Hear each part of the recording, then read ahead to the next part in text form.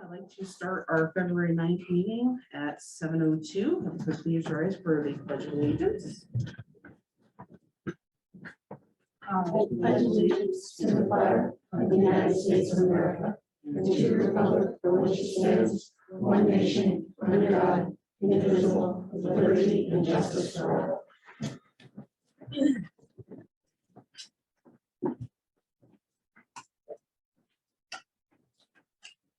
To approve the agenda, the only thing that we will be adding is the executive session, which I'd like to try to do the after public participation, just so everyone has their 2 minutes who have come.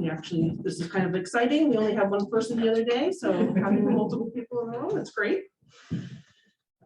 So I will entertain a motion for the approval of minutes for the January 19th and the January 26th.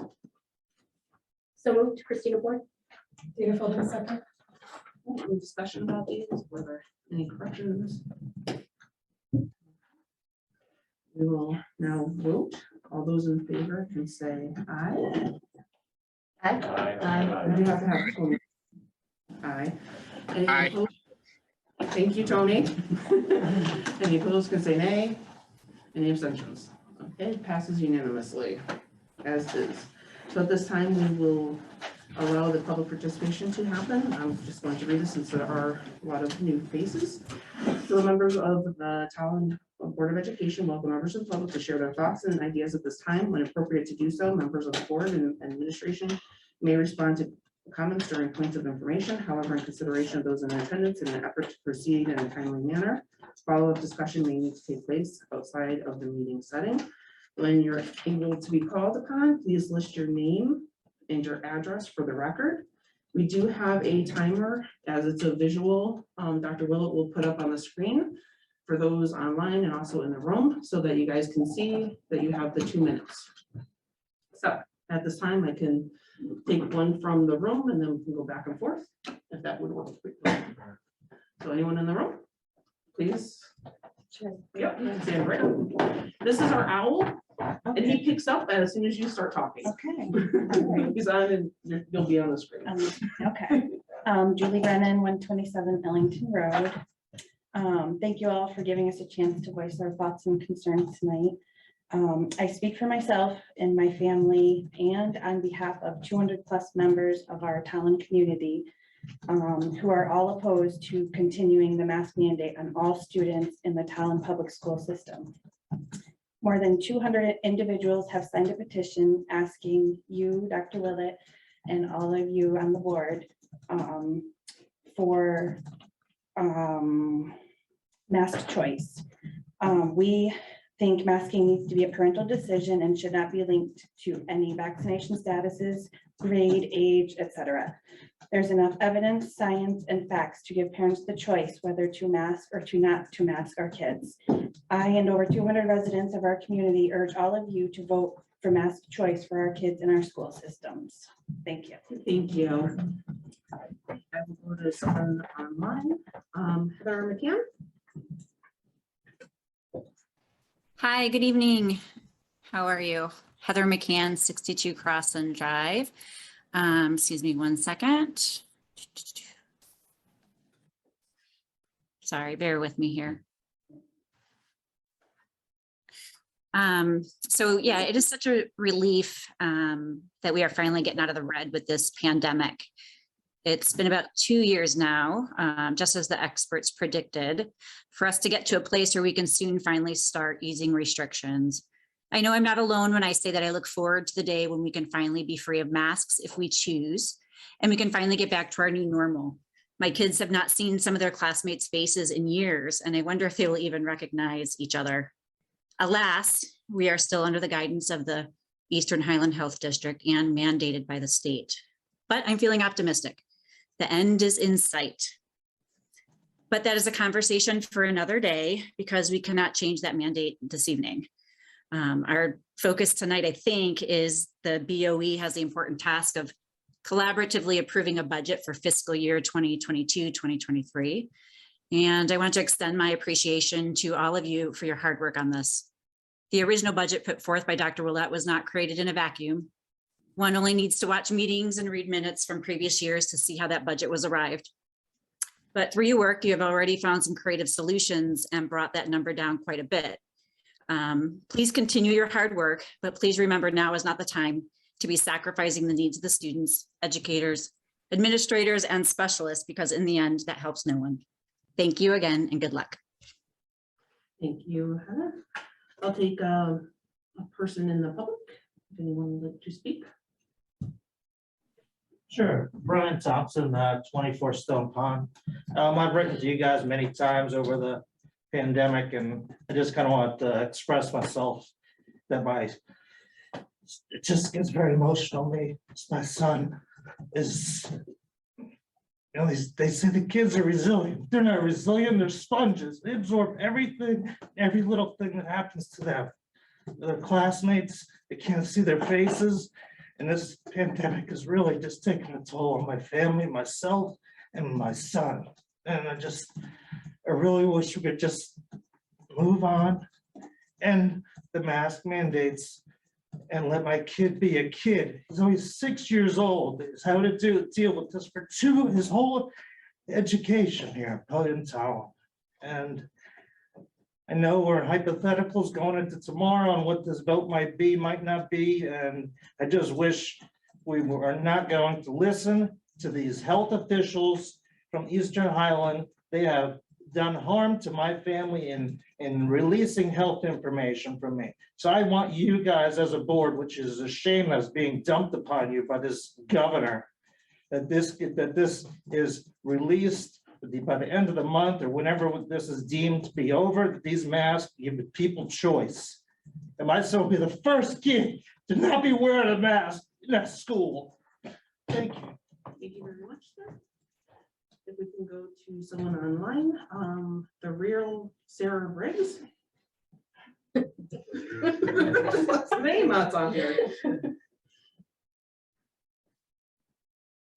We need to. Yeah, here you, We Sarah. need to mute her. Mute. Unmute her. Unmute. Hi, sorry, I forgot to change my name back. All right. Sarah Briggs, 157 Anderson Road. Hello, good evening. Can you still hear me? Can you still hear me? Oh, yes, yeah, we can. Okay. I just want to say thanks for taking the time to listen to us, and thank you to the Board of Ed members who have actually taken the time to reach out and email us back. Us parents don't forget stuff like that. You may not agree with what we have to say, but a simple email goes a very long way. Even though the state mandate will be discontinued, there are a growing number of Tolland residents still concerned about what will be decided for our children in the near future regarding the masks. We want our kids to be able to go to school unmasked because that is what us parents have decided for our children, not the state, not the local DPH, and not you. This is why we feel optional masking is the correct execution moving forward. One-sided masking with a quality mask and vaccinations have now been proven effective. There's no longer a need to have everyone masked. There's a time and place for masks that makes sense, and after collecting all the data, school is not one of those places. I just want to share some personal experiences with my kindergartner. He doesn't want to wear it. He asked me weekly when he can stop wearing it. He told me as a kid, he has a kid in his class that hides under his desk when the teacher asks him to pull his mask back up. He's come home with blood and dirt on the inside of his mask. He's falling behind on sounding out his vowels and digraphs. That's because these have specific mouth movements involved. He's not seeing them with his teacher and his classmates being masked. When I told him he may be able to stop wearing the masks at the end of the month, his face lit up like a kid on Christmas morning. Please remember this when you all are having your meetings within the next couple of weeks and making decisions about the masking. Please follow the medical science and not the political science. Thank you.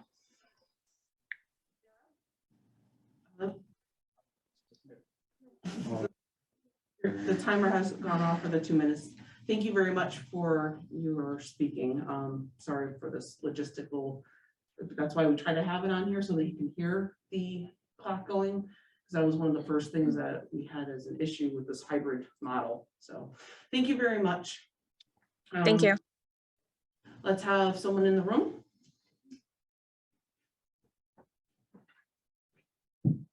Hey, good evening. I'm Julie Kleinberg and I'm at 35 Stephanie Lane. I have 4 kids in the school system, and I'm here to speak up for my children and to say that the ongoing forced masking of kids needs to stop as soon as possible. It's unnecessary and it comes with many costs. I have personally seen the negative impact mask wearing has had on my children's mental health and physical health. We want the choice to unmask our kids. We aren't taking away anyone else's right to choose what is best for their child. They can still wear a mask, but it isn't right to demand or expect everyone else to make the same choice when we're given a choice. Our rights matter. And I am not ashamed to stand here and say that my rights as a parent matter and my children have rights and they matter. My son is a junior in high school and almost half of his high school career has been masked. Can you even imagine that if you think back to when you were in high school? This should just not go on any longer than needed, and we are far past that time. Connecticut is really in the minority here. Most states do not place this unfair burden on school children. It was ended as soon as possible in those areas in order not to do any harm. I belong to a Facebook page from my hometown in Montana, and every week I see pictures of happy, smiling faces and kids doing normal school things. To look at pictures of the same events in Connecticut schools, you would think it was a different country. Think of the encouragement, joy, and support that a simple smile brings to a kid at school. Here, kids are made to feel that if they don't wear their mask, someone will die. They have people following them in the halls demanding that they pull up their mask. Here, the cost of mask wearing is ignored, just so people can feel safe. And it's crushing to see your children treated that way. Our children should not be expected to sacrifice their own health and well-being. And thank you for your support very much. Very much. So we will go to Rini. Rini Besaw, 230 Grant Hill Road. Couple things. First of all, thank you guys for all your hard work on the budget. I think the original budget that was presented was just way too high, and I'm appreciative of your efforts to look into it deeply and see what the real needs are. I'm hopeful that you will not go forward with approving something that is anywhere near 5%. That's just not reasonable. But I know you put a lot of work into it, so I'm optimistic around that. I also do not feel as though median income, median, any of that in the town has anything to do with the needs of the school system. The budget should be based on the school and the needs and what those are based on student achievement and various other factors. Nothing whatever to do with what, the median income is. That has nothing to do whatever with the budget and what it should be. And now that I've actually heard some folks talking about the mask mandate, I know that's not on the agenda for tonight, but I do agree with them. I believe there should be a choice for people to do what they feel is right with their own children. So thank you. Rini, let's go into here. Do we have any other members of our public to like to speak? No? I'll try too hard. It's fine, you just, we're just humans. We're your neighbors. I'll cry with you. Okay, then at this time, we'll go to Kate. Hi there, Kate Balo, 80 Tolland Green. Thank you for the opportunity to speak. I know I'm not in the room right now, but I can feel the emotion from here. And I just want to really, really underline that no matter what we all think, I do feel that we're all in this together. And I really have a lot of respect for the work ahead for the board. And the school district as deep thought is put into what will work best for the district coming up with the mask mandates. I did want to just say 2 brief things about that. One is that I really respectfully request that the students can somehow be part of that discussion. Of course, it's important to be following local public health, especially, and CDC and public health. It's really important to be listening to the families that are stepping forward, and it's just as important to be listening to the students. I know the high schoolers in particular, they do want to feel safe. They do want to feel like their voice has a place. So I want to ask for that. Secondly, I just wanted to be sure you guys are thinking about the early childhood folks who are not vaccinated under the age of 5. The Office of Early Childhood will continue to strongly recommend that providers implement public health policies and procedures consistent with CDC recommendations, and this includes mask wearing, quarantine, and isolation currently. That's the official statement from them. So please pay attention. Please be sure there's not a blanket policy that leaves out this unvaccinated vulnerable population. I think that's really important. My time's running short, so I'm going to be so fast to say I wanted to talk about the budget. Thank you so much for all of the work that you guys have put into this. I strongly support the 3.27 at minimum, and the guidance counselor and the both social studies positions. I think I did it. Thank you. Thank you, Kate. I would like to ask one more time, if you would like to speak before closing it out. Okay. So at this time, I will close out the public participation and. Sorry, I did want to speak. Okay, Jessica's iPhone. Go ahead. Yeah. Hi, thank you. Jessica Mead, the address is 11 Eaton Road. So I'm also here to speak about the mask choice. I want to make you guys aware that Oxford Public Schools Superintendent, East Hampton Public Schools, Bethel, and Arcidius of Hartford, I'm not sure if I'm pronouncing it right, they have all already voted and sent out letters that about their stance that masks will be welcome. However, they will be optional. So my question to you guys is, do you have a date as far as when you will be voting for that?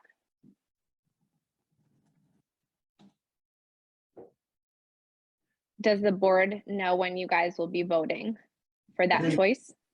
You know that when we have public participation, there's not a dialogue between the board and the. Oh, okay, I didn't know that. Okay. Okay, so let me just continue.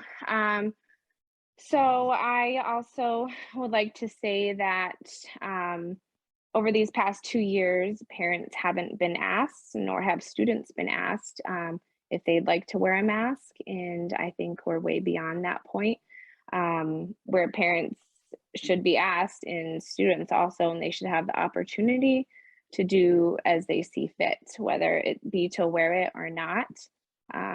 It's taken a mental toll on children. I can see it. They're just not as happy and perky, and I mean, that's an understatement, really. So I would urge you to not represent our whole town and just assume that everybody would like to continue wearing the masks, and actually, give people an option. And that way it'll take the burden off your guys' hands for making that decision for everybody else as well. Thank you. Thank you. Once would like to raise their hand. Okay, I will, just to rebuttal, because somebody had said, keep in mind the young ones that are most at risk because of vaccination. They're not the ones at risk. I'm sorry, Carrie Schneider, 360 Peter Green Road. We get that. They, those are the ones most at risk of the damage that it's doing, causing speech delays and learning delays, and fearful going to school because all they see are eyes. Children in my son's preschool at Birch Grove just started talking. My son said there were so many kids that just don't talk. So it should be taken into consideration for those young kids, regardless of vaccination, because they are not the ones being harmed by COVID. They're the ones being harmed by wearing these at school. Thank you. Thank you. And I will, oh, here we go, Mary Rose. Good evening. Thank you. Mary Rose DeBerry, 37 Ryan Road. I want to say my heart breaks for all those families that their children have been impacted by wearing a mask. But I did want to say on the other side of things, there are also children, and I'm very fortunate, and believe me, I realize I'm blessed, whose child has taken it and worn his mask and comes home and is maybe not thrilled about it, but has been able to work through it. So I'm very proud of my child for being able to do that. And I also wanted to say thank you for working on the budget.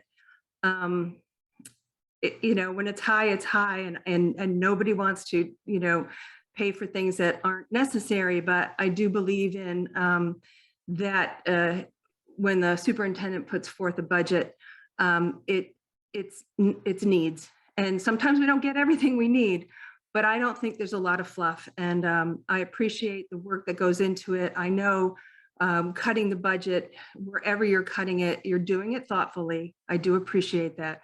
But I don't believe it's you know, pie in the sky stuff. I think it's stuff our kids really need. So I want to thank you, number one, for working on that. I want to thank you for working on the mask issue. None of this has been easy for anyone, for you, for our families, and the entire state and country. So thank you very much. And for those who have been impacted negatively, my heart breaks for all of you. Thank you. Okay, thank you, Mary Rose. Kate, as we have a lot of members, we're only doing one public participation per person, just because we do have a lot on our agenda as well. No, it was a new hand. It's a new hand. I'm paying attention to these guys. So at this point, then I would like to close out our public participation. And we are going to enter into executive session because we do have a guest coming. So what ends up happening during this time, you can go into the hall. We just have our meeting and then we can invite everyone back in. So in the virtual room, you will be placed into the waiting room and then we will pull you right back in after we're done with our discussion. I see you on your speech about the waiting room. And at this time, we do have to go into an executive session by vote, and so I will entertain a motion. Sophia Shake, motion to go into executive session for a discussion concerning an attorney-client privilege communication related to CHRO case 2240059. Jada Feldman, second. Any discussion prior to going, and we will do a vote. All those in favor can say aye. Aye. Tony? Any opposed? I don't believe so. I believe that was everybody. No abstentions. Okay, so we will enter into executive session and yes. Okay, so let's go into the correspondence.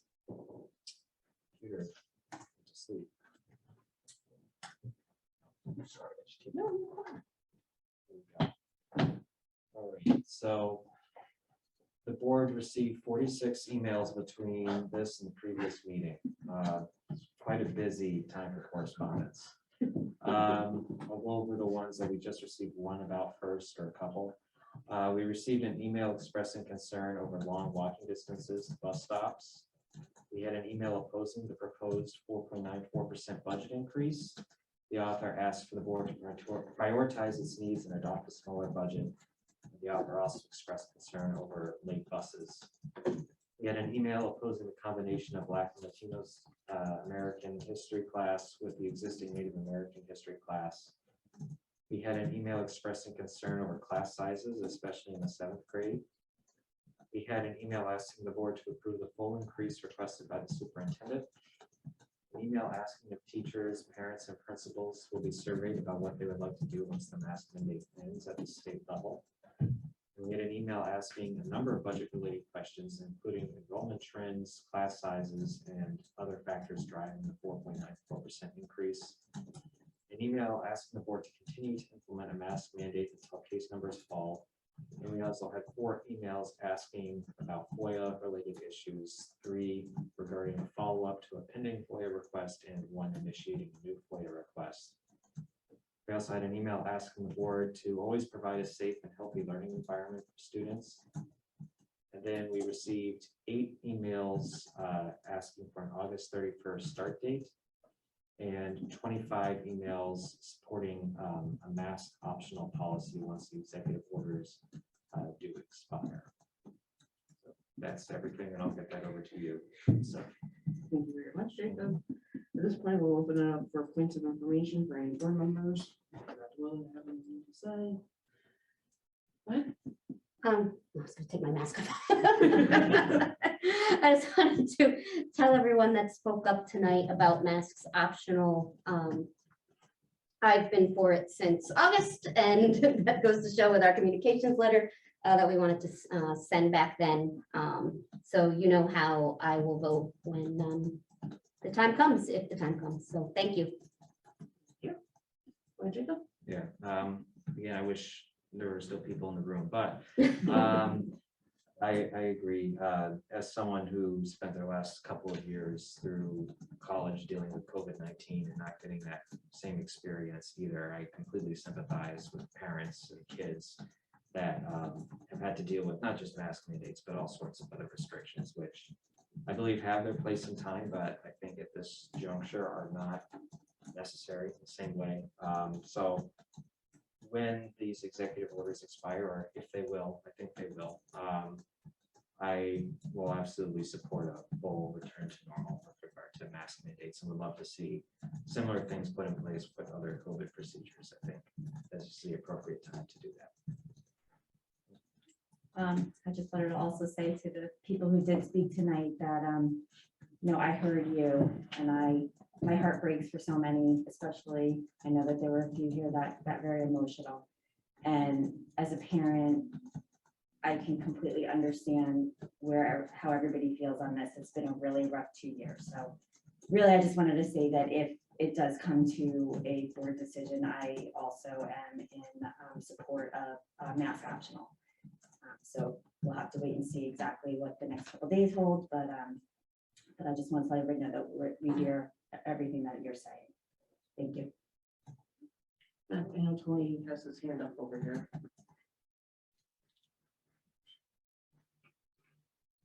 You're muted. Looks like we can make up our own. You're muted.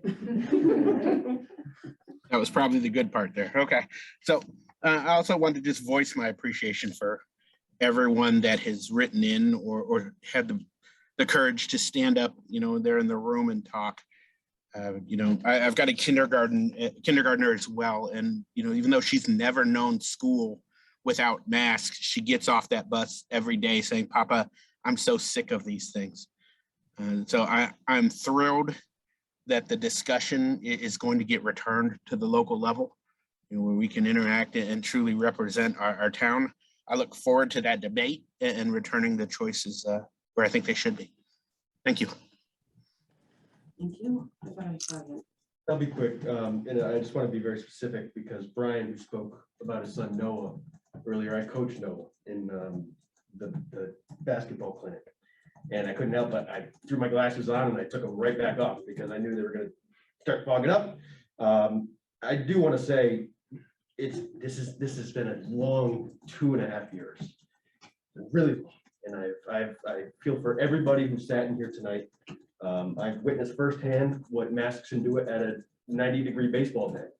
I've witnessed firsthand what masks can do in a very hot, tiny gym. And so I agree. The choice is the time has come to sort of change direction.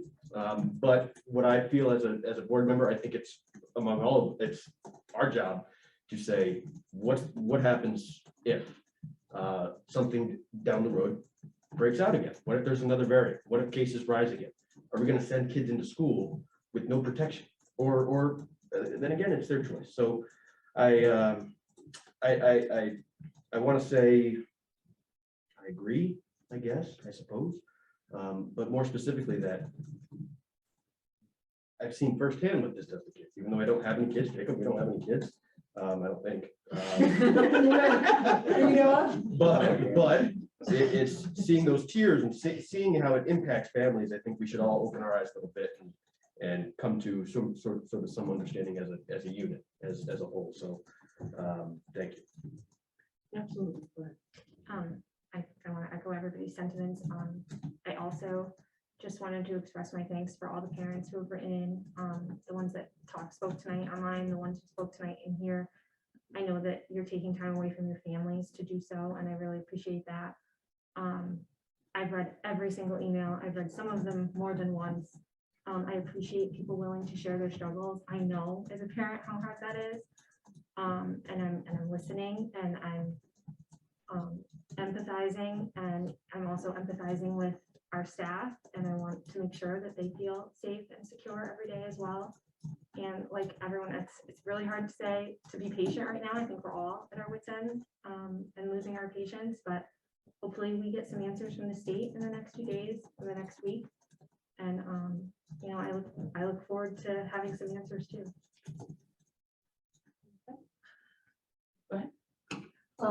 Well, first and foremost, I want to thank, you know, everybody who spoke tonight, everybody who sends in emails, but everybody who's ever spoke about whatever topic that they find passionate about their families or their students at any board meeting, whether it be in public or via Zoom. I think it's definitely very important that people are involved on all subjects, whether it be this math topic, the budget topic, you know, Birch Grove topic, whatever. So I definitely appreciate whole community involvement, because that's how we can move forward as a community with everybody being involved. As far as, you know, the emotions are obviously running high, as Jaden said, it's been a long couple of years. Sure has, right? On all aspects, and my heart breaks for anybody who's been affected by this pandemic. And I think that's everybody in this room and everybody in the Zoom room and everybody across Tolland and even further beyond. So, and there's all different points of view and feelings. As I mean, there was parents in here that were visibly distraught because of the mask situation. Then you have other parents that talked about that, how blessed that she was, although very empathetic and sympathetic, and their heart breaks for those parents, that she was blessed that it didn't impact her child in that capacity. And so I think it's impacted everybody very differently, and hopefully we can move forward and move on. I look forward to seeing what the direction's going to be with that. And until then, you know, it's going to be a topic when we're told it's going to be a topic. And I hope that we can move forward and do what's right for all Tolland citizens and all Tolland students and all Tolland staff. And as we've learned, as any of us have learned, is you make one person happy, you're not making everybody happy. You make 100 people happy. You know, it's a balancing act, and we need to make, you know, whatever it is in whatever capacity on decisions we have to make. And who knows if this decision is going to be even something presented to the Board of Education. So I guess we will cross that bridge as a team when we get to that. But I want everybody to, like Jen said, I've read every email. I haven't had a chance to respond to everyone. There's been a lot of correspondence, and I'm very appreciative and on whatever topic that might be, because please continue to advocate for your children. Please continue to advocate for the students and staff. And without those emails and without the public participation, you know, we need those voices to be heard, and we're here to listen. So I'm just very appreciative. And for those folks that got emotional today, that's, you know, you're doing what's right by you and your children. So I'm very thankful for that. Okay. I was just going to add a couple of quick things, because just to discuss, because when we were creating this agenda, I did bring up masks. I was voted down by a couple individuals saying it was too premature. However, we will end up having this discussion on February 23rd after this, you know, few days of the voting for the legislation and going through to make sure the ball is directly in our court is what I would prepare ourselves for. Just throwing that out there. I Did you mean, have anything? well, we're in a decent place in that the executive orders and the emergency powers ending technically means there is not a mandate. So technically it ends, and then people don't have to wear them anymore. So you don't necessarily have to take action as a board unless you're desiring to take action to keep a mandate, because there will be no mandate. That was the question that I had asked you. 'cause The only caveat, and this is, I just want to put an asterisk on that because I was thinking about it and I tried to get some answers from some people before the meeting. And I was just checking it now and I didn't get them. It's not their fault. It's everybody's busy. The only caveat is the federal government. So for instance, if the federal government says masks must be worn on transportation, the question will be, do buses qualify as transportation, that type of thing. So from the mandate piece, it looks like that goes away, but then there's a whole bunch of things they have not resolved, and the last couple of DPH meetings were canceled. Kind of like. So what you're saying is if we talk, because that was my question is that once the mandate goes, then there is no mandate to follow because that has been a protocol, therefore it goes back to business as usual. But you're saying that it would not be business as usual if there's pieces in terms of transportation or like little nuances. right, like, at its base level, there's no requirement, right? Correct. So unless somebody puts something on people, it's gone. The thing that lingers is what the federal government will do or say is required. And so there may be no state rules to do certain things, i.e. I don't think, and because there's also elections coming, I don't think anyone in Connecticut has desire or appetite to maintain the mandate. But there might be some weird residual piece like transportation that is not resolved. The federal government may have a rule about it that we have to follow, that we're not necessarily doing the same thing, But that is a bridge that we can cross once we have. Right, so better that's the only, I direction. just want to put that next in week. people to keep in mind. This is a complicated thing. I think we're gonna feel good about some of it. When I sat, the skills for adolescents class I taught had like almost 90 kids in it. And it was 4 sections and I had Miss Griffin's child in it too. I can't imagine wearing a mask the whole time. So I get it, it's hard trying to do that the whole time. The teachers are having a hard time, the kids are having a hard time. So that, I think you'll see some relief there, but just keep in mind that there's some federal stuff lingering, so we just have to figure that out. And we will put a pin on that for next meeting when we can have more of a discussion on everything. Did you have any? I did, I just have a question. What is, I don't know how to ask this one. Would the staff be under the same expectation as the students here? So staff would also have the option to wear a mask or not? Or is it simply students? Because students who are unmasked might have, now that I'm thinking about it, it wouldn't make much sense. So never mind. My thought here is, are staff and students going to be separated in the thinking of, okay, mask mandates ended, but Tolland would like their staff to be masked? Or is that still up in the air? Is that February 23rd? Is that what February 23rd is going to be for us to say? Well, it's probably the 15th, you'll see the legislative, the 28th is when the mandate kind of. Right.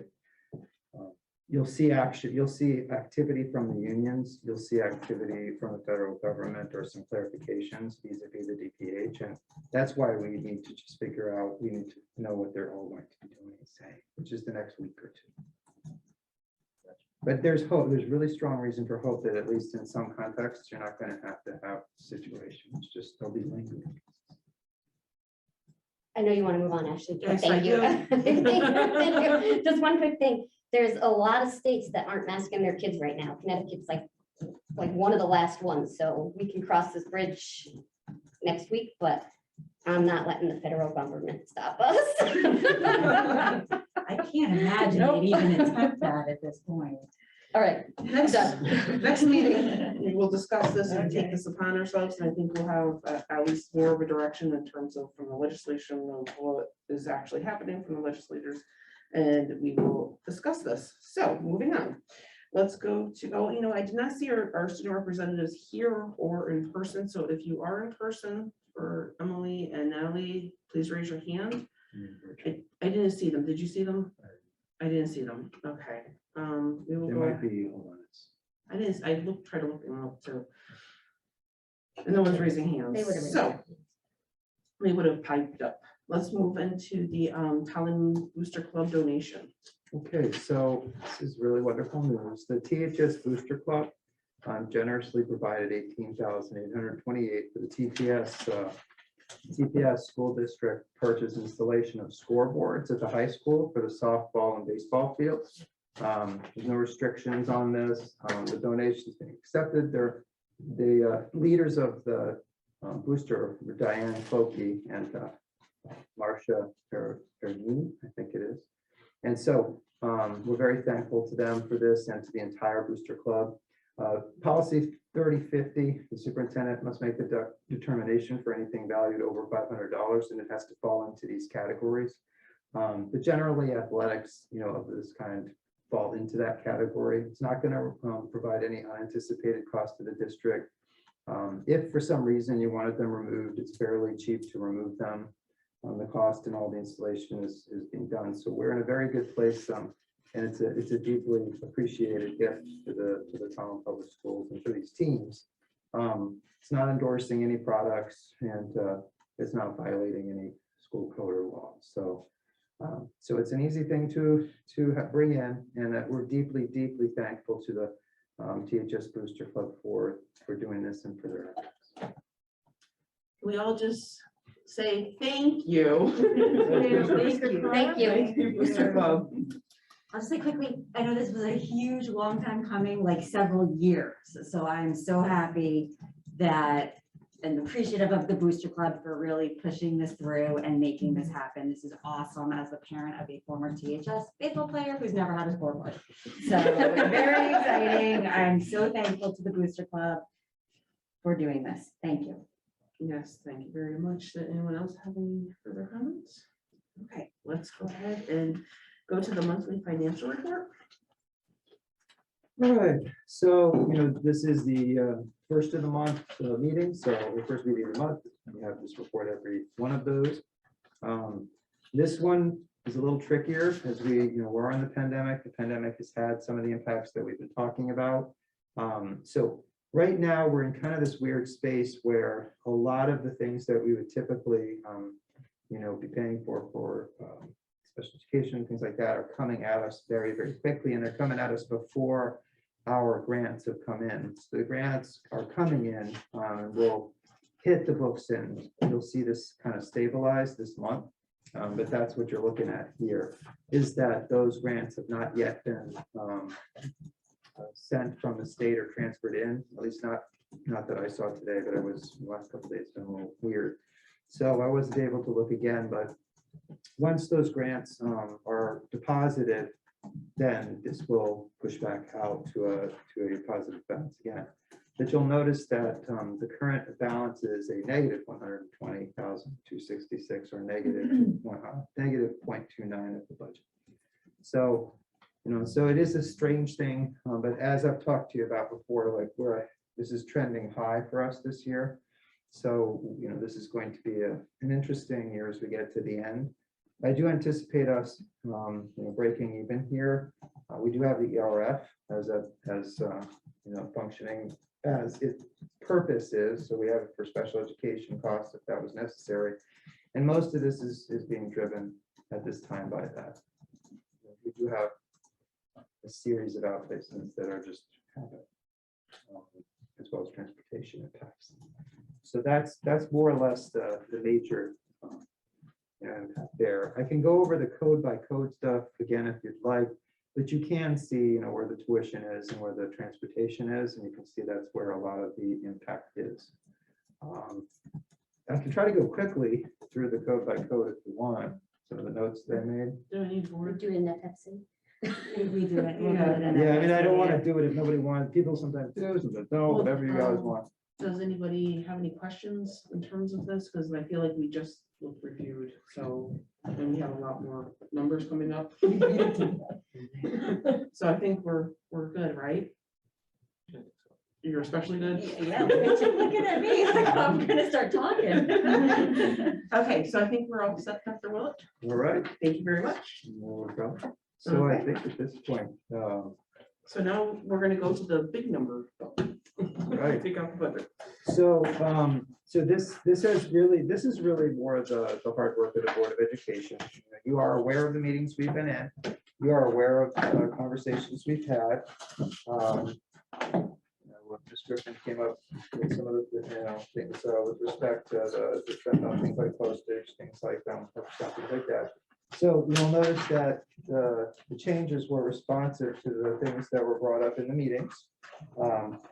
Certainly, that was a lot easier than going through every line item and picking out little things in art and music. So that was actually a little bit easier to go to those particular pieces. We've expressed some of the reasons that we want to be mindful of it, but at this point, the booklet represents the Board of Education's areas that it wanted to see, adjust. The information is in the Board of Ed adopted budget. They were not adopted, but to be adopted, hopefully budget. It has the adjustments made on the appropriate lines. It's brought down to 3.13, about 1.2 decrease. And it reflects the data sheet we were talking about the other day that was also posted for you, that has all of the different, all these different reductions. So I'll try to put it up here because it is in, it's in one of your folders. Each time I posted it, I nested it there for you. What page is that on the fancy notebook here? 13.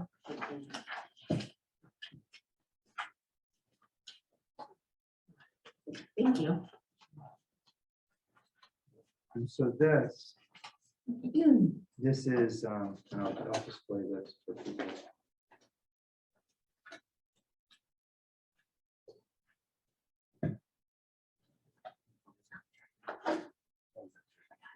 These are the things that, that came up and that were then used to bring the Board of Ed budget down to 3.13. So there's definitely a narrative that goes along with this budget. You've already read it. I can go over those basic things, but you're at this point very well aware of where those things were incurred. And you've asked a lot of questions. Hopefully, the public got your answers. Any questions? Go ahead, Jacob. So first, thank you, Dr. Wilt, so much for your work and for listening to all the feedback that we had. It's good to see the 5 things that we all talked about: furniture and fixtures, and postage, the course reimbursement taken out, and that allowed us to get that number down and also put in some of those more direct student needs. I did have a couple questions though. I think I might have asked this for the salaries, but I'll just ask it one more time. We have a lot of those para vacancies. I think there's 16 of them. Do you still expect those to be all filled? I do, because I think Okay. I'm crossing fingers that Yeah. we're actually going back to normalcy Okay. next year. That's my That's sure. great That would be really nice. optimistic feeling about Yeah. it.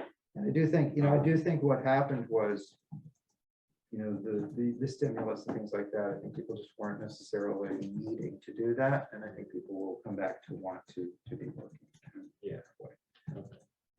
All right, and I think I looked through some other positions there that we had, and I think it'll make sense to keep them in. If we do need them, and it does look like it's likely to be filled. I'm fine with that. My other question was just a couple of the other items that we talked about, maybe cutting down to trend that didn't make it up to the list, and I just wanted to know if they have been looked into. I think one of the things we talked a little bit was pensions, contributions. Was that something that they looked into? Yeah, that is definitely something to explore, but it's something that will take a little while to explore, and it also has to do, the town and us, OPEB, some things like that. It's a more regional effort, so it's a little bit more complicated. Yeah. Okay. All right, it's definitely something to pencil away for next year, or maybe a couple months. depending on how FFC, things maybe go. we'll explore that and get an answer. All right, life insurance and unemployment, were those looked into at all? Yeah, I looked over everything Okay. and tried to stick to what was the things that came up most prominently in the meeting. Okay. The ones that we did, and again, it was really just trying to make sure that we don't get ourselves into a hole. Mhm. And there is a little history to it, so. Okay. Yeah. All right, I'm okay with that, you know, I just wanted to make sure we covered all of our bases with that. I think, you know, as far as the percent increase goes, I think it's actually a little bit lower than we did last year. So I'm not upset with that number. I think it's quite adequate given the contractual increases that the district is facing. But, you know, well, I think you know by now, I like to make sure that we are doing our diligence with this. So I appreciate your hard work and for listening to the board and coming up with it. I think the board did a great job. You chewed on a lot of stuff, and I appreciate the board. I think you all have done a great job getting to it. I know, you know what you're doing. I was gonna say, I see your hand, but You remember what?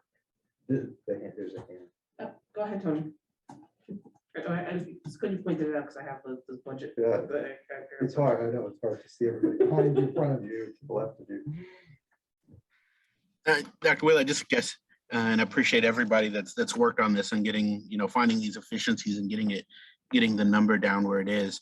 I'm still curious on the facility personnel. You know, while I recognize that the personnel you have now are doing Herculean efforts, I just wonder if this is really the year to try to up that workforce, or if that's better left for another time. Well, you know, it's important that, in my opinion, we make sure that we are able to hold on to our investments. And, you know, it would be terrible to lose the training that's there, because that'll cost us more. And it really will cost us more if we were to not have the people there that we need. The other thing is, I don't think I know anybody, and there's a lot of hardworking people in this school district. I don't think I know anyone who's harder working than our facilities director, Pete Saba. And when Pete says he needs something, you know, he needs something. And, you know, a neighboring town has 4 staff to his, you know, to his will be 3.5. And he's regularly rolling up his sleeves and doing things himself. So, And I don't want it to come across like I'm arguing with Mr. Staba. I certainly am not. I mean, looking at the numbers, and thank you for providing some of those expenditures from previous years. He's certainly managing to keep these facilities operational, you know, with the budget that he has. You mentioned wanting to, you know, make sure that we retained the training. Are you anticipating losing some of the crew that you currently have in the very near future? That, I mean, I guess my question is, why now? Why do we do this 0.6 now, as opposed to waiting for a time when there aren't quite so many things that educational type expenses? Well, I think, Tony, I think you missed out on our Monday conversation, because I'm looking at everybody and we had this, Okay. I mean, either you want to answer, right? whatever you want. Go ahead, you know. We have an individual who would appreciate going to a less FT status, and that way then we would have that individual's benefit and have someone else come on that would be a 1.0.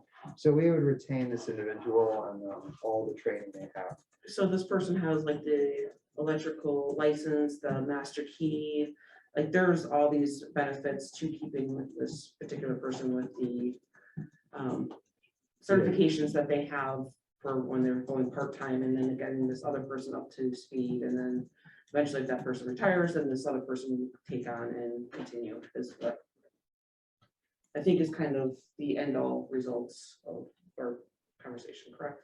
Yeah. Okay, thank you. Yeah, you're right. That's the information I didn't have. Appreciate it.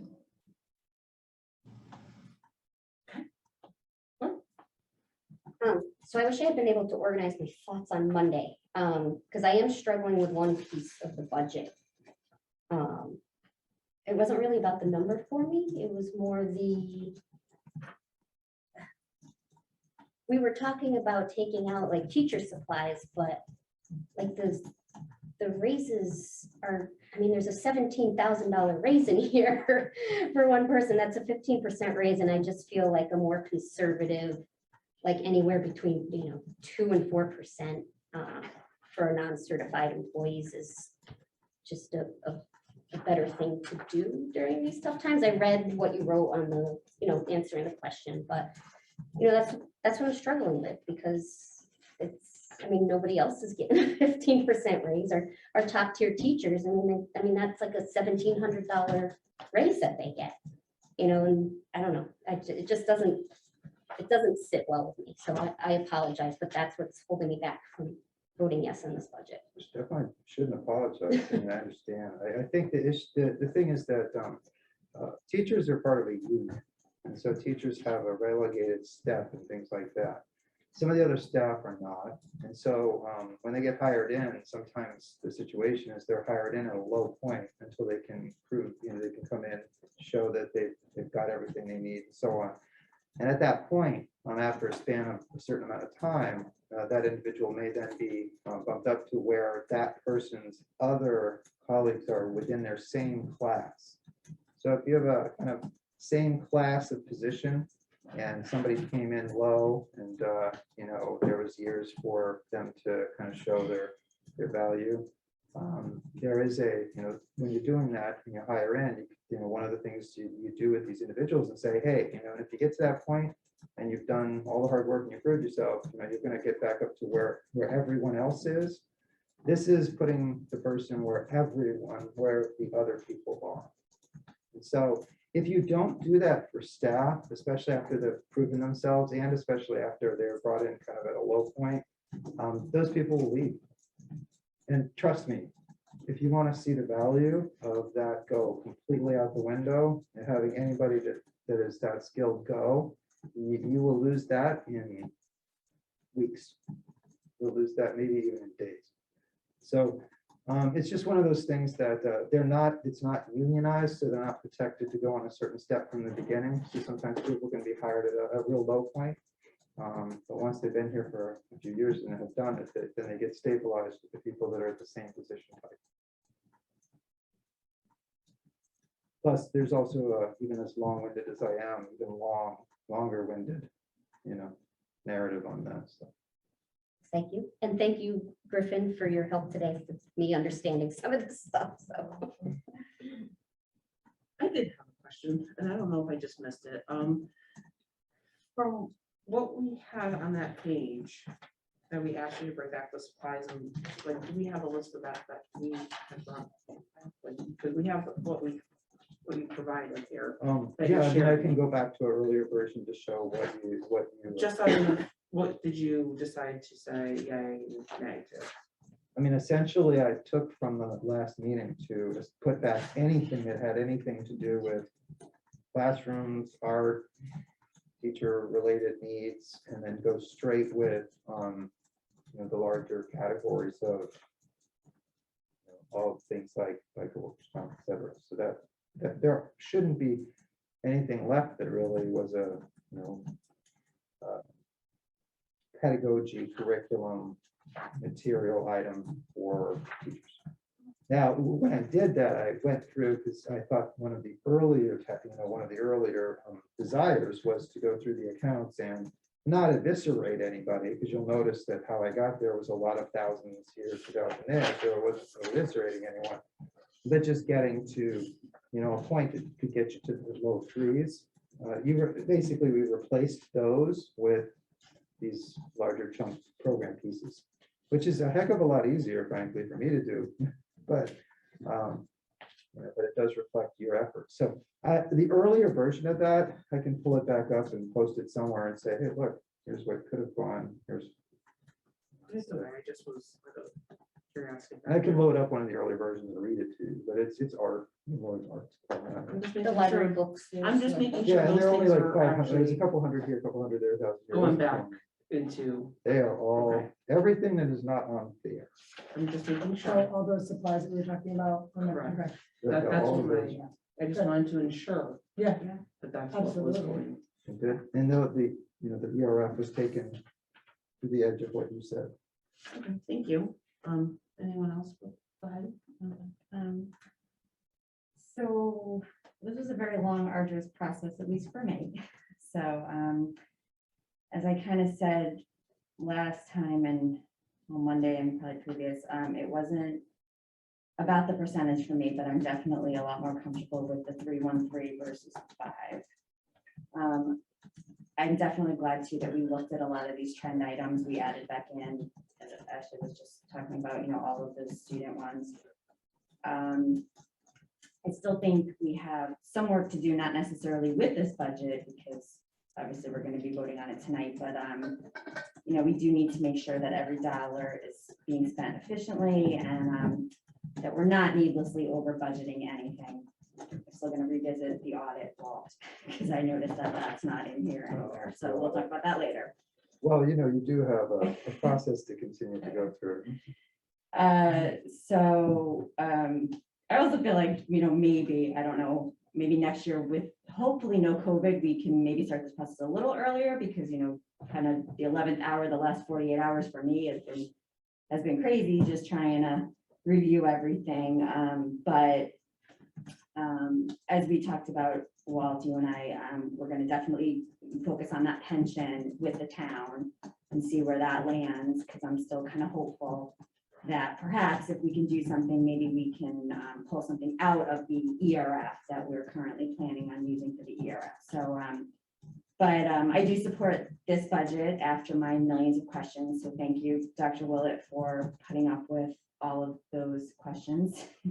But I really do feel that, it does take care of our students and it moves the district forward and it gives them everything that they need. And, we've kind of taken out stuff that doesn't affect them that I think was the right answer. So overall, I'm happy with kind of the way that this turned out. Thank you. And I do think, just for everyone thought, obviously we're doing the technology out of the ERF this year, but it is something that we need to discuss of how we're going to future plan, so yes, we're getting this budget through, but there are a lot of things that we do need to consider going forward. So that's just one of those, I look at that and I'm still like, okay, well, we're at 322, 600 of just taking it out of ERF because I'm just doing my calculations here. And it's just, like you said, it's not gonna be there all the time, so that we need to plan accordingly if it's gonna be an operating cost. Go ahead, Gene. I was just gonna say, on top of that, we still don't know what's going on with the turf field. So there's just a lot that's gonna roll in, I guess, next year. Hopefully, Christine, I agree with you. Hopefully we're starting earlier, because we're gonna need that all the time in the world. So that's all I have. Thank you. Yeah, just real quick about that. I think I mentioned it earlier, but I'll repeat it again. I will not vote yes to take it out of the ERF until we look at the plan and kind of develop our own plan as a board for. You're talking about the turf. For a one-to-one. I think that's absolutely imperative that we do that first, to look and create our own plan, because I know the district had something a few years ago, but that was kind of before probably everybody except maybe Christina was here. So I don't even know if you were here for because the district does have a one-to-one plan, but it's old, correct? Yeah, well, some of you were here. It would be helpful. perhaps It is actually linked on your It's on the. 85 question. It's in there. You just have to go up to the ERF and click on it. It's there. You're talking about the plan that they had in 2017 before COVID kind of gifted us all of these devices. There is a plan with a rotation and a cost. To be very, very frank, Yeah. you're just deciding whether that cost is something you're going to incur. That's it. And so there is, you'll see it. It's there in black and white and green and all kinds of color codes. But there, if you click on the link above the chart, the plan is there. And it was during some of you were there. Yeah, for FFC, it was, we decoded it. Some All of the you were colors. there. Oh, the plan for the next. For the, just 5 how many that years. we need. Yes, you know. It was. And this is usually where 5-year plans fall apart for tech. I've seen it before. But in any case, Each computer. the point is that we need to ensure that that gets into our budget and not just be ERF every year. So. I'm just saying, it's probably hard for people at home hearing us because we're having a lot of conversations. I just know how I was in civil, there's just a lot of conversations. And I know I Ashley was think talking. it was Jacob Maury said he was going to pay for all of the.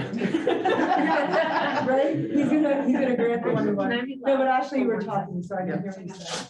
just have to do this, and people won't be able to hear you. Okay, I'm sorry. I have a broken foot and it's swelling. Okay, I'm sorry. Oh, You're Jen. good. Okay, so at this point, is there any other budget questions for Dr. Willett? I didn't get to finish hearing what you were saying, actually, just. Oh, now. no, So- I was just saying that for FFC, that they'll be able to take the Chromebook calculator that he put in for the replacements and really start looking at how we can put that into our regular budget and not, because we can't fund it from. Yeah. I mean, ERF. I'll Right, also doing look the for recurring. grants, but grants are gonna be drying up. Right, okay.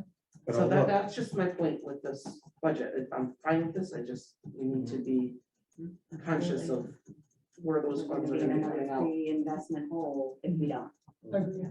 Correct. I do have one, so I do agree with that, because that was something that I had brought up before, is if we keep pre-investing, we're just gonna dig ourselves.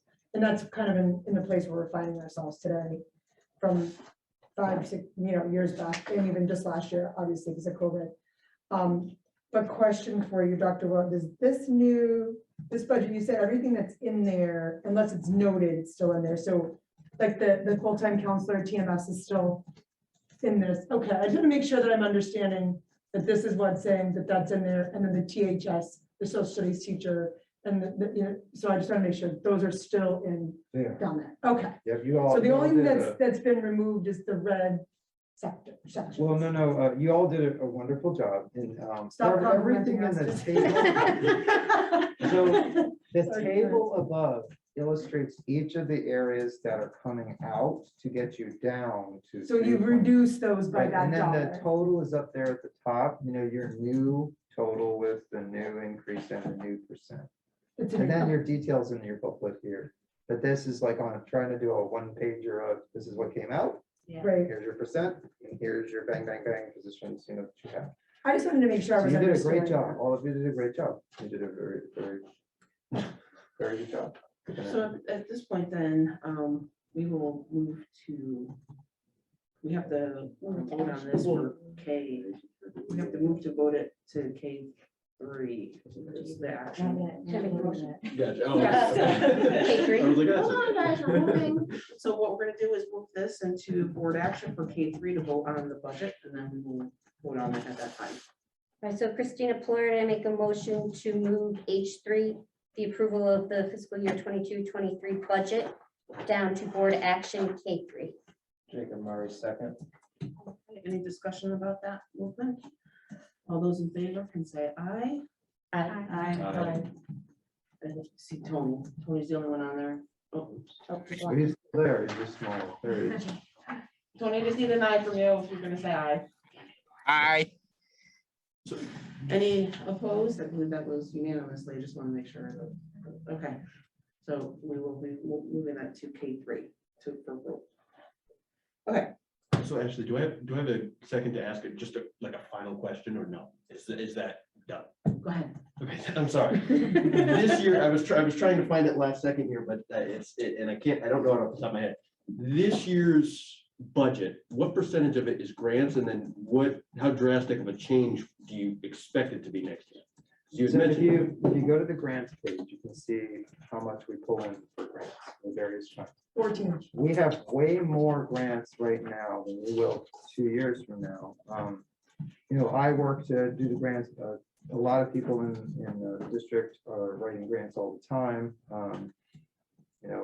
Patty Hess and Mark Rudy and others, Barb and us, just a whole slew of people that are doing this. You see they're generally what we get, but what was going to come off that is going to be these ARPs and these EXERs. In another year or two, they're coming off. So you're going to see this weird grant cycle, like in the budget numbers, where it's just goes way up, then it starts to kind of do this, and then it's gone. So you're riding a wave right now that not necessarily be happening in the future. So look at the budget figures page. It gives you a good idea of some of that year to year on the bottom. I'm not looking at it here, but if you look at it year to year, it gives you a sense of how that goes up and down. Some of that ARP stuff too, because it's 3 years, we just have to choose a year to put it in. So you're going to see some big chunk, one looking very, very, very rich year, and then you're going to see some falling off of that. So your normal grant year is like fiscal year 18. Okay. Right? That's about a normal grant year. Maybe fiscal year 19 prior to COVID and ARPS, and then you see this like jump up, and you see a high jump up. Fiscal year 22 is going to look real high because that's where these things are land. You know, we have that landing there, but they're 2 or 3 year grants, so you'll probably see some of them bleed over into the next 2 years because we are funding positions with them. But you're going to see that 1.3 is going to go. It's not going any higher than that, it's going down over the next few years, back to probably an equilibrium of about 7, 8, something like that. The only reason I ask is because now this goes back to the turf thing. We've got the turf, we don't know what we're doing. We've got the one-to-one, and now with fewer grants coming our way, so sort of less free money. You can always look at it, what is the percent of your budget? It's 1% of your overall figure there, so you're looking at about 420. Yeah. 1,000 is a percent. That tells you how much you get roughly.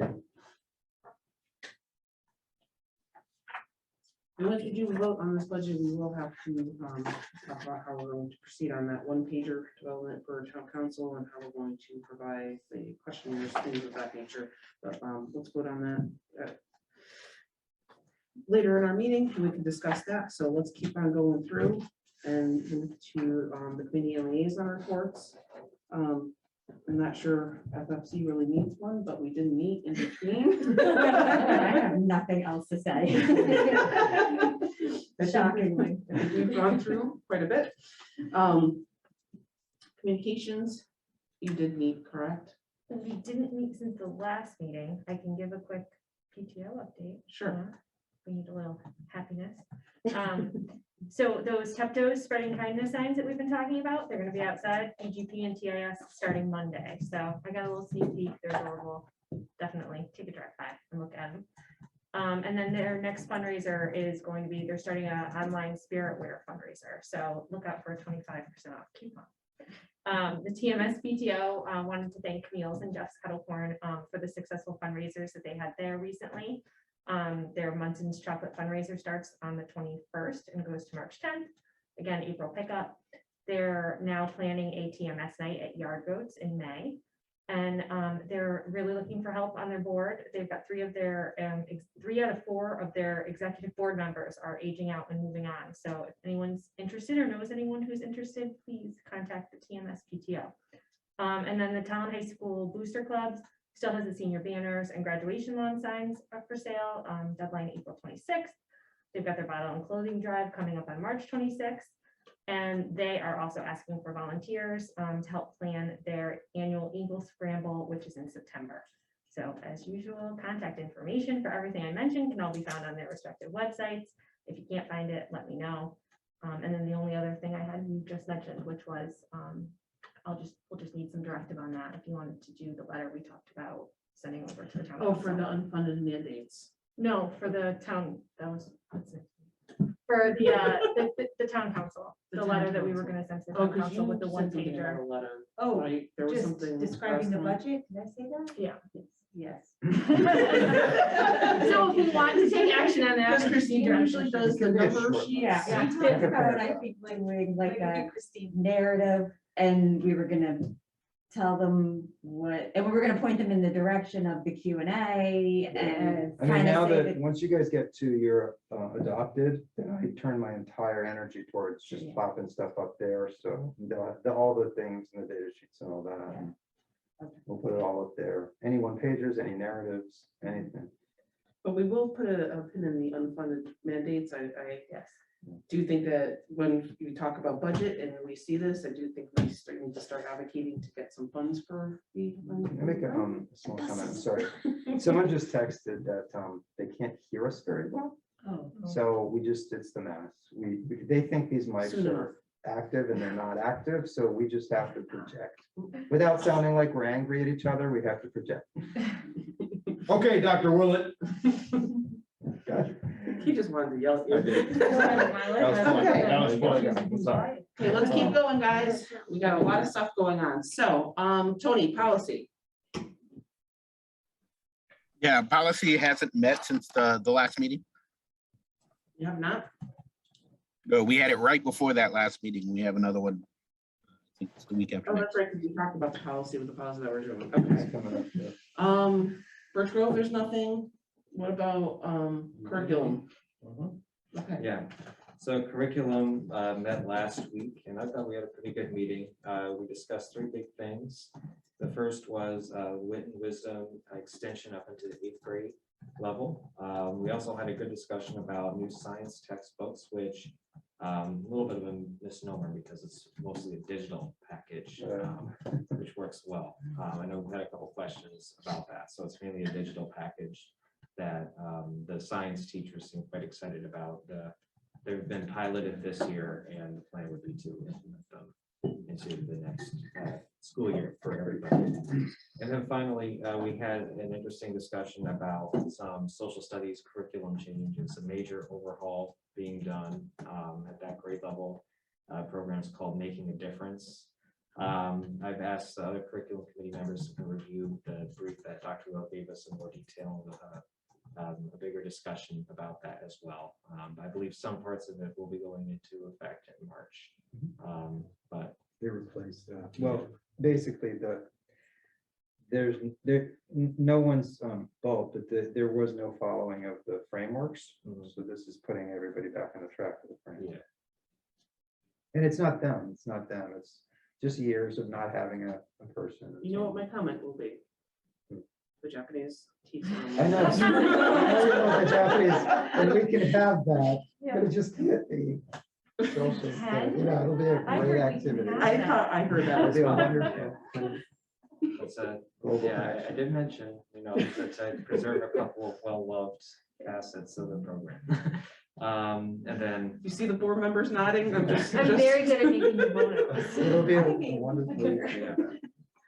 We're watching. That's pretty much it for curriculum. I could cover the task force real quick too. Yeah, go ahead. The news of the task force is it did not meet because apparently they had technical difficulties on the same night as we had a budget. So, but it's rescheduled for next Tuesday, I believe. The day after 15th. Yeah. Whatever that is. whatever, because you can't have it on President's Day, which I guess is the 14th. Yeah, 13th is Sunday, yes. Yeah, Actually, do you care if I add something? sure. For curriculum, what I thought was cool was wit and wisdom. Their tagline was developed for teachers by teachers, but the social studies curriculum was actually developed by our teachers. So I feel like the tagline is better suited for them. So shout out to them. That's why we love our curriculum. I'm just curious if you are gonna possibly, or this is a request to put on your agenda to bring back to the whole board. I'd love to see or hear about the changes in the high school. I know the course book was just released, so I would love to know if you guys could maybe get a synopsis or something. I don't know if that's maybe Mr. Tolland could do something in curriculum that Jacob could then bring to the whole For the high board. school. Just to like know what classes and things have Oh, changed okay. in the high school or what's planning on being changed for next year. I'd be okay with that. I guess I'll say another thing. So Dr. Willett and I are going to be meeting after the budget kind of calms down a little bit to work on kind of creating a docket for curriculum committee stuff. And one thing I did want to discuss is what stuff we wanted to bring to the full board for discussion and review. So I'd certainly be interested in bringing something big like that up to the board if others are interested. Thank you. Okay, so at this time, if I'm forgetting anyone, please let me know. I think I caught everything. So let's move on. Chairperson's report, not even worried. Let's move into board action. Let's go to we're gonna do the policy 5020. So that one we're just gonna be taking out because it was a duplicate or there's another policy that was over it Yes. that covered it, so we don't need this one anymore. Right, so to cue it up. So as we are going through and reviewing policies, there's a policy there that is really antiquated and no longer needed. You'll notice it is completely stricken out because it's actually not really relevant anymore, and it was replaced by other policies in policy 5010. So, as per the meeting of January 26th, policy 5020 sample notification regarding student attendance was identified as out of date and redundant. covered in the newer policies, in regulation and policy 5010 for truancy. So it's going to be, with your endorsement, completely eliminated. There's no reason to have it. It's also the form itself that's actually listed. I don't know why it was ever put in as a policy, because you usually don't list a form in a policy, but that's actually replicated in 5010. So this has just been hanging out and no one's been referring to it for a long time. And it was actually made for some reason. It's actually in the model of regulation. It doesn't kind of even belong, though it's kind of nested in here. So. Okay. Well, this time, I'll entertain a motion to eliminate the policy 5020. Jacob Mara moved to eliminate policy 5020, sample notification regarding student attendance. Student registered, I'll second. Okay. Any further discussion in regards to this? We can do a vote. So all those in favor can say aye. Aye. Aye. That was everybody. Tony? Aye. And so that passes unanimously, that we will eliminate the policy 5020. Perfect. Okay, let's move on to the school calendar. So we have 6 options. Okay, let's just back up for a minute. I could have sworn last meeting, we said August 31st as a start date, did we not? I saw the calendars he put on there and they all had a September 1st date, so I said, can we please just add an August 31st date? Okay, so. Because I just was not quite sure where that landed, but after I looked at it, I That was said, a really good catch. Dr. Willett, where's the August 31st date that we talked about? So that would be calendar 6 that is on the list that I so gently asked him to add into. Yes, right. And so what's great about this is people had a lot of input. There's a lot of different options here. You can also mix and match a little if you want to. I'll take notes, but I'm going to go over each of these very briefly, and you know what they are because we kind of went through them. And for all intents and purposes, they're really just falling into certain categories like February break or no February break. So version 1 is the original as proposed before any adjustments. Version 2, providing a February break with the all-day PD on February 17th, keeping the start day on August 22nd for staff and for August 25th for students. Version 3 is pushing the start date to September 1st with the teacher professional development on August 29th to 31, leaving February break as it was on the original calendar. Version 4 is pushing the start date to September 1st with the teacher professional development on August 29th to 31, leaving the February break as it was in the original calendar. Took October 5th and November 16th PD off. Version 5 is pushing the start date to September 1st with the teacher professional development on August 29th to 31st, providing a February break with the all-day PD on February 17th. Took October 5th and October 16th PD off. And version 6 is pushing the start date to August 31st with the teacher professional development on August 26th to 30th, leaving February break as it was in the original calendar, having 1 PD every month. So essentially your motion at some point this evening on this matter is just going to be, motion to accept the town public school calendar version, whichever version, and then we. I'm sorry, I missed version 4. Can you repeat? No, I'm just kidding. Dr. Poor thing. Well, no, it's great. And then thank you to Jen for Yeah. putting all of that in there. Yes. Wanda did a fantastic She did job. show me again the East Con basis Yeah. sheet that she had, We do have and to there's follow already East some Con. schools that are going with that 25th start date. And it seems, like I said, it was just one of these things that I just so happened to talk to her on the East way Con out. does, as you said. And so, any case, so before we can do a motion, what I would like to do is have a discussion about these, because obviously we can even create another version if we needed to.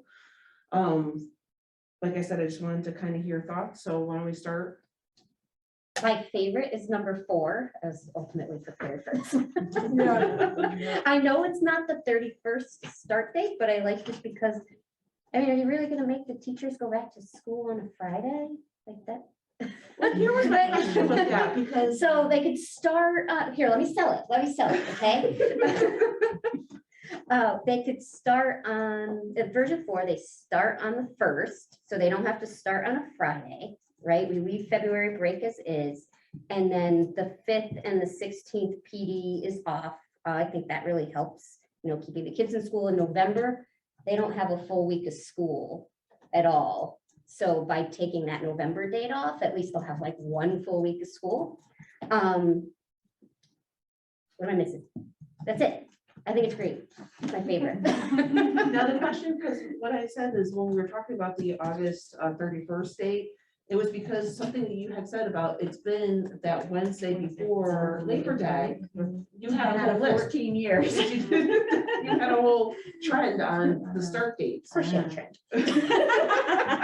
So go ahead. So I will say, I also like version 4. Nice. And yeah, with the, I thought the same thing when I read it. I was like, where did this September 1st date? And then I realized that it meant it would be starting on a Friday. So, and I felt like with the correspondence that we got, it was clear to me that staff wanted some more time, and this gives them more time, right? And also I felt like it was, it was a fair help with parents, like I talked about with having the days off. So I also like version 4. Any other members would like to? Quick question. By starting on a Friday, are you talking about a different, one of the other versions? Are you talking about this? So version 6 Okay. has the students starting on the Wednesday, but the teachers' professional development Starting start on the Friday. Friday. The teachers Right, would get it. right, okay. The teachers would have that, like on these other ones, they start with the Monday. Students go on Thursday, because don't forget, prior to students arriving to school, a lot of the elementary students go and they find their classrooms, they, find their teachers, they just get acclimated into the schools. So that is usually, do we do 1 or 2 days? I can't remember if we split it up 1 or 2 days. For like the TIS and Birch Grove for students to go in and just to like the Like meet the and meet greet. and greet. The meet and greet. It's 1 day for school. It's not extended. And this year was funny because. But you do Birch have to Grove do was it, the like, these same are all, way. I'm sorry, go ahead. Yeah. Because that's what I thought it was like. It was just one because of day. the Birch Grove Oh, yeah. building. The Yeah, Birch and we Grove always was that have first to- day with the parents. Like, if you read Yeah. the contract, you'll see that it is very prescribed. Because It's usually it's just the day then before that the before. students bring their school supplies, they check out their classrooms, they know when they're getting off the bus where to go. I don't know that any high schoolers really go in for But I anything. think you're right. I think it was 2 different days. It was It is 2 BGP different was one days. day and The TIS was the TIS. following day. Yes. Well, then each school has its own day. You did one year. So then it is 2 days. Well, no, what I was saying is that one school doesn't do it for 2, I think usually it's 1 school for 1 day, but maybe it just. I just couldn't remember because like she said, the Birch Grove was different this year. Just They have to with try to everything. coordinate their schedule so that parents can. But that's to go back to your thing, so that's how, what I was thinking is that usually it's that Wednesday, but usually we go into schools like that Tuesday and we do all that kind of stuff with the kids. But I mean, I'm not, go ahead. Yeah, I'm not opposed to version 4. I can see the advantage. And I think I had asked this question to Dr. Willett because that's in the teacher's contract now, where it used to be, it could be more than 3 PD days before school started. So that was probably why school used to start on a Wednesday, because they would have 4 or 5 PD So it days would go before on. school. So they never, like in this instance in version 6, they never would have started on a Friday. So I can get behind that, that puts us to what, getting out of school on a Thursday, the 15th. So, I mean, we're just gonna, just like any other year, I guess we're just gonna have to monitor snow days, because I don't think we'd ever want more than 6, because that would put us kind of late like we are this year, but yet we're starting earlier next year. So I would be fine with version 4. Any other comments before we just go ahead? I like version 4.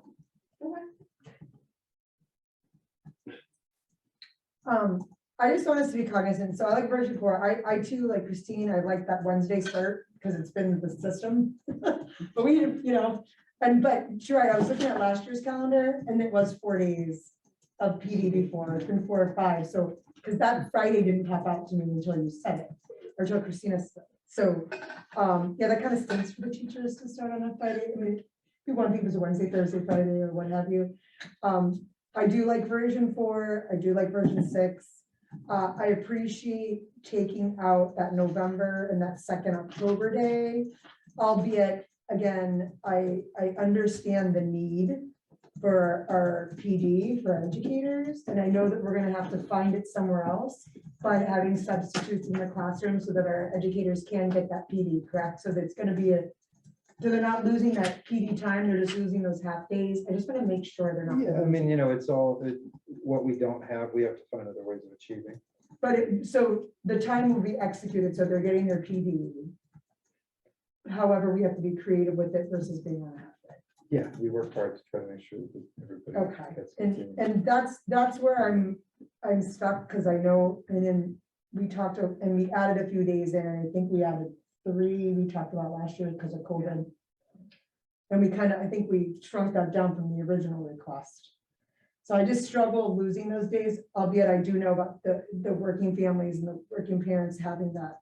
So I'm leaning towards version 4, but I just want us to be cognizant that we're gonna need to be creative for our professional development for our educators, that's all. So long story short, I'm good with 4.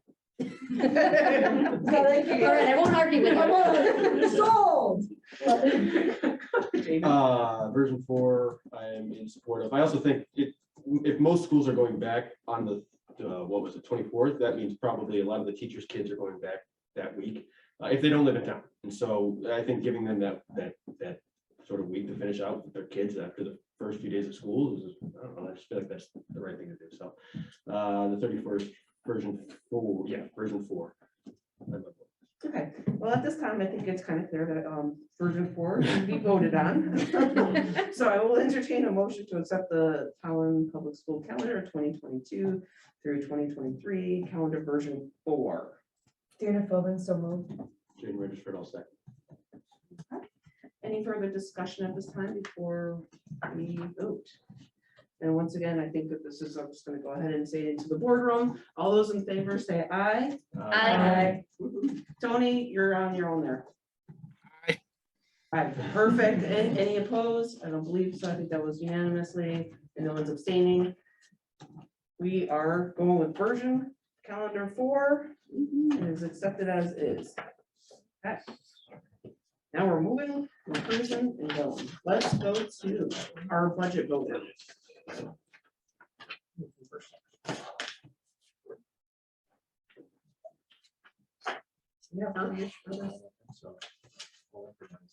Well, your budget is just going to motion to approve Board of Ed. For, budget as and we presented. can do the budget for, what is it, 3.13? 3.13. You can name the amount in the budget of this at 3.13%. Here we go. I got it over here. Oh, yep.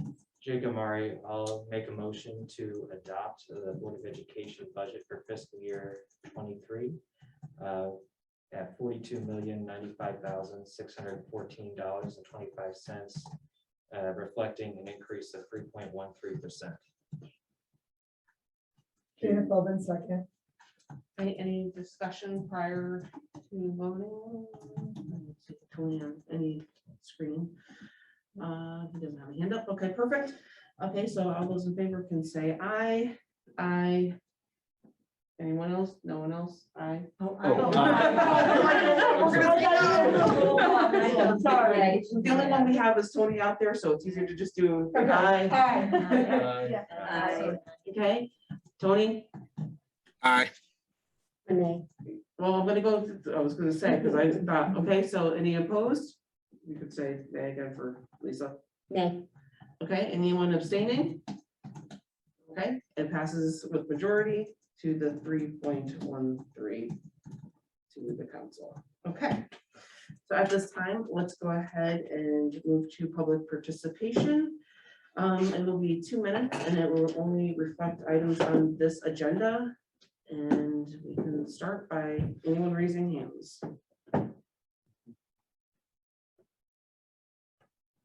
No one? Going once? Going twice? And you had the timer out. Okay, I will close public participation. Let's move on to points of information. If any board members have any information that they would like to share or say or speak or do. I said, don't be mad at me, guys. I was just struggling with that one thing, all right? Fair enough. Oh, I just want, oop, Well, go ahead. I'm so confused. I just want to thank everybody. As a new member, the first thing to do as a new member was, and I don't know if you feel the same way, was a budget. And so this process, as you've all been here before, it was a lot. And so thank you all for your questions. A lot of the times I didn't know what questions to ask because I don't know what I'm necessarily looking at. And so with your questions, with the huge, I think there's like 85 or 90 questions on that Q&A thing to look through, it was really helpful. So thank you all. I appreciate it. Tony, you have your hand up. Yeah, I just wanted to add to the list of future discussions for the board to take a look at the buses again. I can use my phone to track the location of the guy delivering my pizza, but not the bus that's delivering my child. And with the variability that we've had this year, and I recognize there have been a whole bunch of reasons for that, but there are times that my wife and I have had to stand out there for upwards an hour, not really knowing other than the bus is going to be late. So I'd like to, sit down as a group and really kind of figure out what we can do in both the short term and the long term to try to help parents in that. Yes, I have been an hour wait too. Don't worry, Tony. I've been there too. Amen. Anyone? Oh, Dina, you had your hand. I was like, somebody had their hand up. So, so with Jaden, it's a lot, right, to absorb. So those question and answers that we had on the dashboard that you put up there, that was very, very helpful. A lot of my questions that I had, like I go through them, they're already been put in there. So I'm appreciative of that openness. And Christina, I'm appreciative of you saying your thoughts. I mean, don't say I'm sorry, whatever, that's what we're here for, right? Like if we were all just walking the same line, if you're all just like, yes, or I'll just no, that wouldn't have the robust conversations that we had. So I'm appreciative of the respectful conversations that we had. And I think that, this is a good budget for our towns, our school system and our students and our staff. And I think that a lot of hard work came from Dr. Willett and his staff. So I want to thank those folks. And there's a lot of stuff that we want. We can't always get everything, but I really, truly think that we have a good plan going in place going forward and keep those robust conversations. So at this time, if no other board members have anything to say, I will entertain a motion for adjournment. And with this is, I can't believe that it's 9:42. I'm shocked. Anyone? This is So moved. All those in favor? Aye. Oh, I already got it. Passes. Aye. Adjourned at 9:43, Lisa. Next time. Okay, thank you, everybody. Have a great night.